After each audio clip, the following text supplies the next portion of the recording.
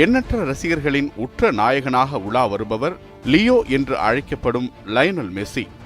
கால்பந்து விளையாட்டில் ஒரு வீரர் சிறந்தவர் என்பதை அவர் படைத்த சாதனைகளும் அவர் பெற்ற விருதுகளும் எளிதாக கூறிவிடும். உலகின் சிறந்த கால்பந்து வீரர் என்று அறியப்படும் மெஸ்ஸி அதனை பல இடங்களில் பலவிதமாக உலகிற்கு உணர்த்தியுள்ளார். அண்மையில் சர்வதேச கால்பந்து சம்மேளனம் மெஸ்ஸிக்கு வருடத்தின் சிறந்த கால்பந்து வீரருக்கான பேலான் டிஆர் என்ற விருதை வழங்கி கௌரவித்தது.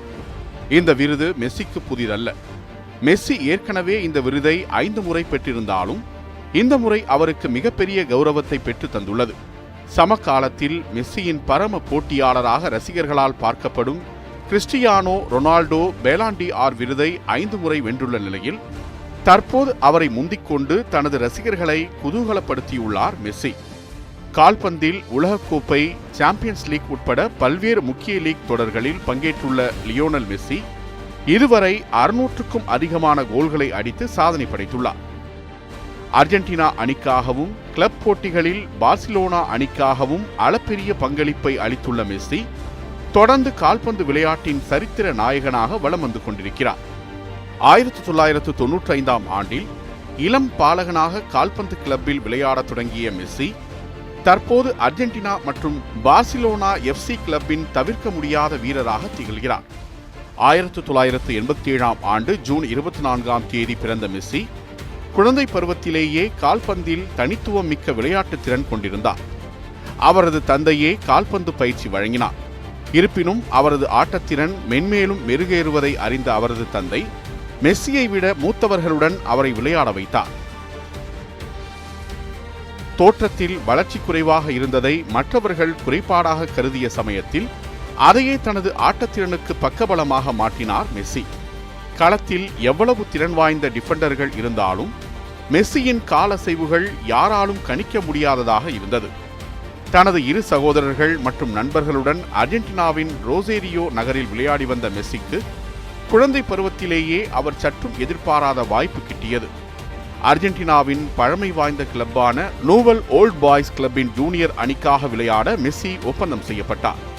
6வது வயதிலிருந்து அந்த கிளப்பிற்காக விளையாடிய மெஸ்ஸி கிட்டத்தட்ட 500க்கும் அதிகமான கோல்களை அடித்து அசத்தினார். சிறு வயதிலேயே மெஸ்ஸியின் ஆட்ட நுணுக்கம் சக வீரர்கள், பயிற்சியாளர்களை வெகுவாக கவர்ந்தது. கால்பந்து விளையாட்டில் மிகவும் வேகமாக முன்னேறி சென்று கொண்டிருந்த மெஸ்ஸிக்கு குழந்தை பருவத்திலேயே மிகப்பெரிய சோகம் தொற்றிக் கொண்டது. மெஸ்ஸியின் உடலில் வளர்ச்சி தொடர்பான ஹார்மோன்கள் குறைபாடு இருந்தது. பிறப்பில் 7000 பேரில் ஒருவருக்கு பாதிக்கும் இந்த குறைபாடு சிறுவன் மெஸ்ஸியை மிகவும் பாதித்தது. இதனை சரி செய்ய அவரது தந்தை கடுமையாக முயற்சி செய்தார். இதற்காக மாதம் $900 செலவு செய்ய வேண்டியிருந்தது. சுமார் 2 ஆண்டுகள் கஷ்டப்பட்டு மெஸ்ஸி சிகிச்சைக்காக செலவு செய்தும் குணப்படுத்த முடியவில்லை. சிகிச்சையை தொடர மேலும் பணம் தேவைப்பட்டதால் என்ன செய்வது என்று அறியாமல் மெஸ்ஸியின் தந்தை சோகக் கடலில் மூழ்கினார். உடனடியாக மெஸ்ஸியின் திறமையை அறிந்த பல்வேறு கிளப்புகள் அவரை ஏலம் எடுக்க முடிவு செய்தது. இதில் முந்தைய பார்சிலோனா எஃப்சி கிளப் மெஸ்ஸியை ஒப்பந்தம் செய்ததுடன் அவருக்கு தேவையான சிகிச்சைக்கு தாங்கள் உதவி செய்வதாகவும் கூறியது. இந்த ஒப்பந்தத்தால் அர்ஜென்டினாவில் இருந்து ஸ்பெயினுக்கு குடிபெயர்ந்தார் மெஸ்ஸி. தாய்நாட்டை விட்டு சிகிச்சைக்காகவும் நேசிக்கும் கால்பந்து போட்டிக்காகவும் கண்டம் விட்டு கண்டம் பாய்ந்த மெஸ்ஸி அதன் பிறகு உலகின் பிரபலமான வீரராக மாறி முத்திரை பதித்தார். 2001 முதல் 2003ஆம் ஆண்டு வரை பார்சிலோனாவின் இளையோர் அணிக்காக விளையாடிய மெஸ்ஸி அந்த காலகட்டத்தில் தனது சிகிச்சையையும் பார்த்து வந்தார். ஹார்மோன்களை மாற்றும் சிகிச்சை பெற்று வந்ததால் அவரால் கால்பந்தில் சீரான ஆட்டத்தை வெளிப்படுத்துவதில் சிக்கல் எழுந்தது. இருப்பினும் குறிப்பிட்ட காலத்தில் மெஸ்ஸிக்கு சிகிச்சை முடிந்ததால் அதன் பிறகு கால்பந்தில் தடங்களின்றி முழு கவனத்தை செலுத்தினார். இதனால் முதன்முறையாக 2003ஆம் ஆண்டு எஃப்சி போர்டோ கிளப் அணிக்கு எதிராக நடைபெற்ற நட்பு ரீதியிலான போட்டியில் மெஸ்ஸி களமிறங்கினார். இருந்தாலும் பார்சிலோனா அணிக்காக அதிகாரப்பூர்வமாக மெஸ்ஸி களமிறங்குவதற்கு மேலும் 1 ஆண்டு தேவைப்பட்டது. 2004ஆம் ஆண்டு அக்டோபர் மாதம் 16ஆம் தேதி இளம் வீரராக களமிறங்கிய மெஸ்ஸி தனது முதல் கோல் அடிக்க சில மாதங்கள் தேவைப்பட்டது. கால்பந்தில் உயரிய தொடர்களில் ஒன்றான சாம்பியன்ஸ் லீக் தொடரில் பங்கேற்க வேண்டும் என்றால் மெஸ்ஸிக்கு ஐரோப்பிய குடியுரிமை கட்டாயம் தேவைப்பட்டது. இதற்காக சட்ட ரீதியாக பல கட்ட போராட்டங்களுக்கு பிறகு மெஸ்ஸிக்கு 2005ஆம் ஆண்டில் ஸ்பெயின் நாட்டின் குடியுரிமை கிடைத்தது.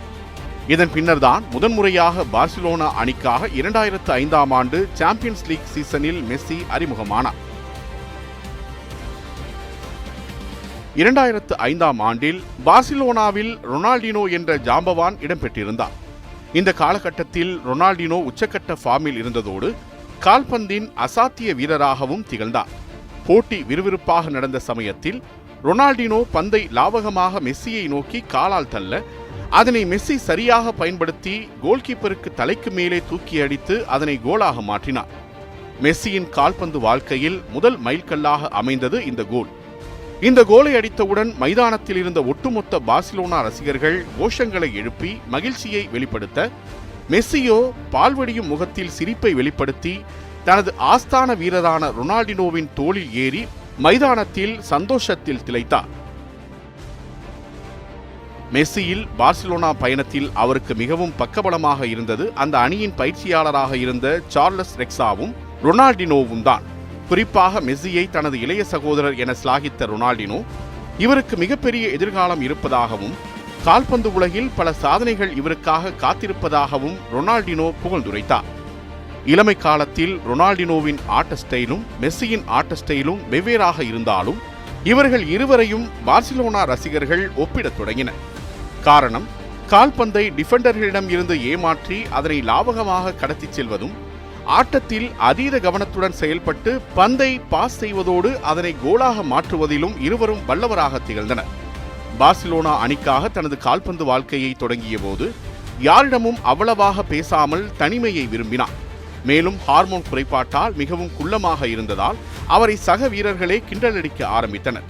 பின்னர் தொடர் சிகிச்சையால் தனது குறைபாடு நீங்கி மெஸ்ஸி உயரமடைய ஆரம்பித்த பிறகுதான் தனது மனநிலையை மாற்றி மற்றவர்களிடம் சகஜமாக பழகத் தொடங்கினார்.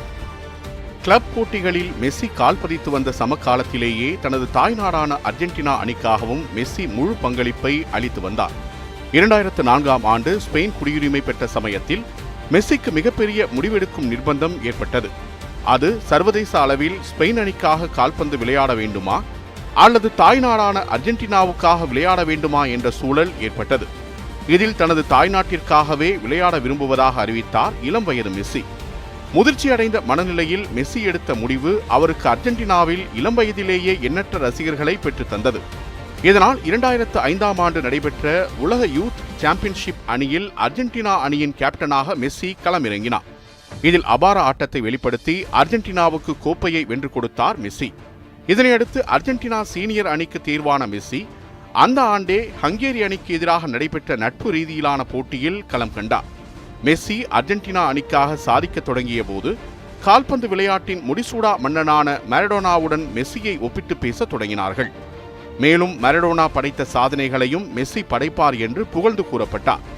இதற்கு முக்கிய காரணம் மரடோனா அர்ஜென்டினா அணியை தலைமையேற்று சிறப்பாக விளையாடியது மட்டுமின்றி உலகக்கோப்பை உட்பட பல்வேறு முக்கிய தொடர்களை வென்று கொடுத்தார். இதில் சுவாரஸ்யம் என்னவென்றால், மரடோனாவைப் போலவே மெஸ்ஸியும் இடது கால் ஸ்டைலை கொண்டிருந்தார். இதனால் அர்ஜென்டினா ரசிகர்கள் தங்களுக்கு மரடோனா போலவே மற்றொரு வீரர் கால்பந்து உலகக்கோப்பையை வென்று கொடுக்க வந்துவிட்டார் என்று தலையில் தூக்கி வைத்து கொண்டாடினர். இதற்கும் மேலாக மெஸ்ஸி கால்பந்தில் பல நுணுக்கங்களை கொண்டிருப்பதாக மரடோனாவே புகழ்ந்தார். மெஸ்ஸி தரவரிசையில் முன்னணி வீரராக திகழ்ந்தாலும் இதுநாள் வரை அவரால் நிறைவேற்ற முடியாத கனவு ஒன்று உள்ளது. 2006 தொடர்ந்து 4 உலகக்கோப்பைகளில் அர்ஜென்டினா அணிக்காக மெஸ்ஸி பங்கேற்றுள்ளார். இதில் அவர் பங்கேற்ற முதல் 2 தொடர்களில் அர்ஜென்டினா காலிறுதியோடு வெளியேறியது. அணி தோற்றாலும் கிளப் புகழால் மெஸ்ஸி மிகவும் திறமை வாய்ந்த வீரராக உலகம் முழுவதும் பிரபலமடைந்து கோடிக்கணக்கான ரசிகர்களை கவர்ந்தார். இவரது திறன் வாய்ந்த ஆட்டம் இருந்தும் நாக் அவுட் போட்டிகளில் எதிரணிகள் பலம் வாய்ந்ததாக இருந்ததால் அர்ஜென்டினா அடுத்தடுத்த தொடர்களில் இருந்து வெளியேற்றப்பட்டது. மெஸ்ஸியின் கால்பந்து வாழ்க்கையில் அர்ஜென்டினா அணிக்காக எந்த அளவுக்கு புகழப்பட்டாலும் அணி முக்கியமான போட்டிகளில் தோல்வியை சந்திக்கும் போதெல்லாம் ரசிகர்களால் மிகவும் வசைப்பாடப்படுவார். அதற்கு காரணம் ரசிகர்கள் மெஸ்ஸியின் ஆட்டத்தையே பெருமளவில் சார்ந்திருந்தனர். குறிப்பாக மரடோனா ஓய்வுக்கு பிறகு அர்ஜென்டினா அணி ஒரு அணியாக இணைந்து செயல்படவில்லை என்ற விமர்சனங்கள் ரசிகர்களாலும் கால்பந்து ஆர்வலர்களாலும் தொடர்ந்து வைக்கப்பட்டன. ஆனால் இவற்றிற்கு பதிலடி கொடுக்கும் விதமாக 2014ஆம் ஆண்டு அர்ஜென்டினா அணி மிகவும் பலம் வாய்ந்ததாக இருந்தது. இந்த முறை forward, defence, passing, goal keeping என அனைத்திலும் சரிசம பலத்துடன் அர்ஜென்டினா களமிறங்கியது. இதில் அர்ஜென்டினா அணியை தலைமையேற்ற மெஸ்ஸி கோப்பையை வெல்ல வேண்டும் என்ற உத்வேகத்துடன் அணியை வழிநடத்தினார். முந்தைய இரு உலகக்கோப்பை தொடர்களில் நாக் அவுட் சுற்றில் வீழ்ந்த அர்ஜென்டினா அணி இந்த தொடரில் வீறுநடை போட்டு இறுதிப் போட்டிக்கு முன்னேறியது. 2014ஆம் ஆண்டு ஜூலை 14ஆம் தேதி சர்வதேச கால்பந்து ரசிகர்கள் மிகவும் எதிர்பார்த்த உலகக்கோப்பை இறுதிப் போட்டி. பெரும்பான்மையான ரசிகர்கள் மெஸ்ஸி என்ற தனி மனிதனுக்காக அர்ஜென்டினா அணி கோப்பையை வெல்ல வேண்டும் என எதிர்பார்க்கின்றனர். எதிர்ப்பக்கத்தில் நிச்சயம் கோப்பையை வெல்வோம் என்ற கர்வத்துடன் பலம் வாய்ந்த ஜெர்மனி அணி களம் கண்டது. போட்டி தொடங்கியதிலிருந்து இரு அணி வீரர்களும் தங்களது டிஃபென்ஸில் அதிக கவனம் செலுத்தியதால் அட்டாக்கர்களுக்கு கோல் அடிப்பதில் மிகுந்த சிரமம் ஏற்பட்டது. போட்டிக்கான 90 நிமிடங்களில் இரு அணிகளும் கோல் அடிக்காததால் கூடுதல் நிமிடங்கள் வழங்கப்பட்டன. இதில் 113வது நிமிடத்தில் ஜெர்மனி வீரர் கோட்ஸே அபாரமாக கோல் அடிக்க அர்ஜென்டினாவின் உலகக்கோப்பை கனவும் சுக்குநூறானது. ஜெர்மனி வீரர்கள் ரசிகர்கள் மகிழ்ச்சியில் திளைக்க அர்ஜென்டினா அணியின் கேப்டன் மெஸ்ஸி கண்ணீர் கலந்த சோக முகத்துடன் மைதானத்தை விட்டு வெளியேறினார். மெஸ்ஸியின் இந்த முகத்தை பார்த்து எண்ணற்ற ரசிகர்கள் சோக கண்ணீர் வடித்தனர். அர்ஜென்டினா தோல்விக்கு இந்திய தென்கோடியான குமரியில் ஒரு ரசிகன் கதரும் சம்பவம் நிகழ்ந்தது என்றால் அந்த அளவுக்கு மெஸ்ஸியை உலகம் முழுவதும் உள்ள ரசிகர்கள் அவரை சிலாகித்து கொண்டாடினர். இதோடு பராக் ஒபாமாவே மெஸ்ஸிக்கு ஆறுதல் கூறும் விதமாக சில வார்த்தைகளை கூறியது மேலும் ரசிகர்களை சோகமடைய வைத்தது. அதில் மெஸ்ஸி என்ற ஜாம்பவான் இருந்தாலும் ஒரு அணியாக இணைந்து விளையாடாததால் அர்ஜென்டினா அணி தோல்வியடைந்ததாக கருத்து கூறினார். தற்போது மெஸ்ஸி எந்த அளவுக்கு புகழின் உச்சியில் கொடிக்கட்டி பறக்கிறாரோ அதே அளவிற்கு போர்ச்சுகலைச் சேர்ந்த கிறிஸ்டியானோ ரொனால்டோவும் அசாத்திய வீரராக திகழ்கிறார். உலகம் முழுவதும் இருவருக்கும் கோடிக்கணக்கில் ரசிகர்கள் அவர்களை பின்தொடர்ந்தனர். தங்களது ஆதர்ச வீரரை இருவரது ரசிகர்களும் தலையில் தூக்கி வைத்து கொண்டாடிய அதே சமயத்தில் இருவரில் யாரேனும் சொதப்பினால் மற்றொருவரின் ரசிகர்கள் சமூக வலைதளங்களில் கொந்தளித்து வசைப்பாடுவர். ஒரு துறையில் உச்சத்தில் இருக்கும் இருவரை அவரவர் ரசிகர்கள் தலையில் தூக்கி வைத்து கொண்டாடுவதும் ஒப்பிட்டு பேசுவதும் எப்போதுமே நிகழும் கதைதான். கால்பந்தில் ரொனால்டோவும் மெஸ்ஸியும் அடிக்கடி பல விஷயங்களில் ஒப்பிட்டு பேசப்பட்டனர். குறிப்பாக கோல்களை நேர்த்தியாக அடிப்பதில்தான் அதிக விமர்சனங்கள் முன்வைக்கப்பட்டன. ஒட்டுமொத்தமாக மெஸ்ஸியை விட ரொனால்டோ அதிக கோல்களை அடித்திருந்தாலும் மெஸ்ஸியை விட ரொனால்டோ கிட்டத்தட்ட 100க்கும் அதிகமான போட்டிகளில் விளையாடியுள்ளார் என்பது மெஸ்ஸி ரசிகர்களுக்கு சற்று ஆறுதலாக அமைந்தது. இருவரது சாதனைகள் ஒவ்வொருவருக்கு ஒன்று சாதகமாக இருந்தாலும் களத்தில் நிகழும் சம்பவங்கள் தான் ரசிகர்களின் அதீத பேசுபொருளாக அமைந்தது. குறிப்பாக 2016இல் நடந்த கோப்பா அமெரிக்கா கால்பந்து தொடர் இறுதிப் போட்டியில் பெனால்டி ஷூட் முறை கடைபிடிக்கப்பட்டது. இதில் மெஸ்ஸி அரிய வாய்ப்பை கைவிட்டது. அர்ஜென்டினா அணியின் கோப்பை கனவு பறிபோனது. இதனை மெஸ்ஸி ரசிகர்கள் சோகமாக பார்க்க ரொனால்டோ ரசிகர்களோ அவரை மிகவும் தரக்குறைவாக விமர்சிக்க ஆரம்பித்தனர். இதேபோல ரொனால்டோவும் முக்கியமான போட்டியில் பெனால்டி தவறவிடும் போது மெஸ்ஸி ரசிகர்கள் அதற்கு பதிலடியாக ரொனால்டோவை கிண்டலடித்தனர். கால்பந்து ரசிகர்கள் வெறும் விளையாட்டாக பாராமல் போட்டியை ஒரு உணர்வாக பார்ப்பதால் மெஸ்ஸி ரொனால்டோவின் ஒவ்வொரு செயல்பாடும் அவர்களை கொண்டாடவோ அல்லது விமர்சிக்கவோ வைத்தன. ரசிகர்களின் இந்த ஆரவாரமும் அவர்கள் சர்வதேச அளவில் ஜொலிக்க பயன்பட்டது. அதே சமயம் துயரத்தில் இருந்தபோது அவருக்கு மிகுந்த கஷ்டத்தையும் ஏற்படுத்தியது. 2019ஆம் ஆண்டு செப்டம்பர் மாதம் நடைபெற்ற ஃபிஃபா விழாவில் மெஸ்ஸி 6வது முறையாக சிறந்த கால்பந்து வீரர் என்ற விருதை பெற்றார். இதனை மெஸ்ஸி ரசிகர்கள் புகழ்ந்து பாடினாலும் சில கால்பந்து ஆர்வலர்கள் மற்றும் விமர்சகர்கள் ஃபிஃபாவை கடுமையாக சாடினர். காரணம், அந்த ஆண்டில் மெஸ்ஸியை விட விர்ஜில் வான் டிக் தான் சிறப்பாக விளையாடியதாக தெளிவுபடுத்தினர். மேலும் இந்த விருது பட்டியலில் இடம்பெற்றிருந்த ரொனால்டோ விழாவை புறக்கணித்தது மேலும் சர்ச்சையை ஏற்படுத்தியது. மெஸ்ஸி தலைமையில் அர்ஜென்டினா அணி உலகக்கோப்பை உள்ளிட்ட முக்கியமான தொடர்களை வெல்லாமல் இருந்திருந்தாலும் சாம்பியன்ஸ் கோப்பை, லா லீகா தொடர்களில் மிகப்பெரிய ஆதிக்கத்தை செலுத்தியது. குறிப்பாக மெஸ்ஸி, நெய்மர், சுவாரஸ் இருந்த காலகட்டத்தில் பார்சிலோனா சவால் மிக்க அணியாக இருந்ததோடு எதிரணிகளுக்கு சிம்ம சொப்பனமாக இருந்தது. 3 மிகச்சிறந்த ஆட்டக்காரர்களை கொண்டிருந்ததால் பார்சிலோனா அணி கோப்பை வெல்ல முக்கிய காரணியாக இருந்தது. மேலும் பார்சிலோனாவில் மெஸ்ஸி விளையாட ஆரம்பித்ததில் இருந்து 4 முறை சாம்பியன்ஸ் லீக் தொடர்களையும் 10 முறை லா லீகா தொடரையும் கைப்பற்றியது. இதில் பெரும்பாலான நேரங்களில் அந்த அணியின் நம்பிக்கை நட்சத்திரமாக இருந்தது மெஸ்ஸி தான். குறிப்பாக பார்சிலோனா அணிக்காக மட்டும் மெஸ்ஸி 600க்கும் அதிகமான கோல்களை அடித்து அந்த அணியின் சரித்திர சாணக்கியனாக திகழ்ந்தார். மேலும் முதலில் எந்த நம்பிக்கையில் அவர் பார்சிலோனா அணிக்காக ஒப்பந்தம் செய்யப்பட்டாரோ அதனை உலகிற்கு நிரூபித்தும் காண்பித்தார். மெஸ்ஸி கால்பந்து வாழ்க்கையில் மிக முக்கியமான ஆண்டாக கருதப்படுவது 2012ஆம் ஆண்டுதான். காரணம், அந்த ஆண்டு மட்டும் 91 கோல்களை அடித்து கின்னஸ் உலக சாதனை புத்தகத்தில் இடம் பிடித்தார். ஒரு ஆண்டில் 91 கோல்கள் அடிப்பது என்பது அசாத்தியமானது என்றாலும் அதனை தனது சிறந்த ஆட்டத்திறனால் மெஸ்ஸி நிகழ்த்தி காட்டினார்.